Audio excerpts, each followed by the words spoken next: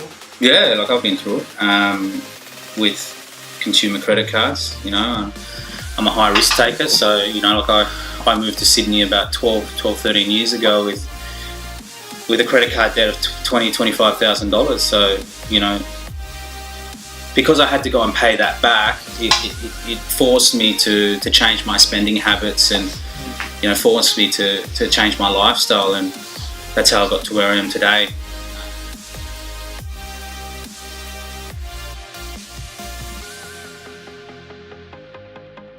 I did like a body fat scan, and my scan came in at about, I don't know, 25%, right? So I set out on a journey to basically lose that weight, and my goal was to get under 10%.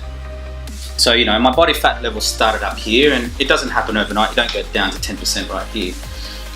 You know, you've got to start chipping away at it.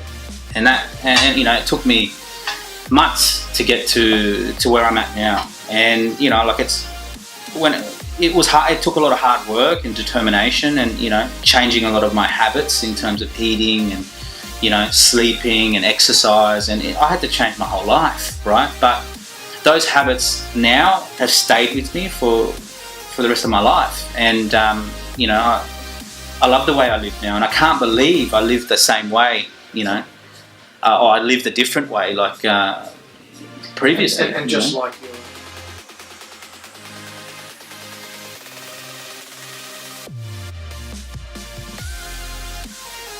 Credit cards aren't a bad thing necessarily. Like I started most of my businesses on credit cards. Like I've got a credit card limit of $200,000, and you know, if you can learn to manage it correctly, you know, educate yourself on what is smart to spend your money on and not so smart to spend your money on, you know, the returns can be great. But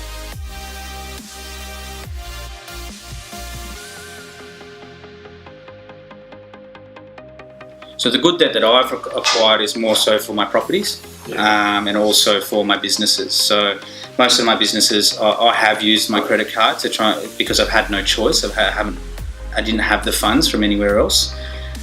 I had to take the punt and just hope that I was going to get a return on my money, and I did, right? You know, and I've borrowed funds from investors before, private investors, and I've borrowed funds, more importantly, from the banks to fund my developments, fund my property portfolio. You know, usually, you know, you do put a down payment down to show the banks that, you know, that you can do business with them. But without that leverage and without that debt, I wouldn't be able to, you know, walk into some of the deals that I do. There's no way you could pay it with cash. You know, it's I don't know anyone that does that.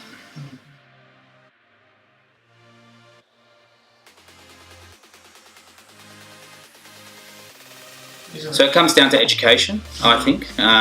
You know, like the analogy of the loaded gun is like, put it this way: if we've got a loaded gun on the table right now, and someone storms through this door now and tries to rob us, and we can shoot that person, we've pretty much, that loaded gun has helped us.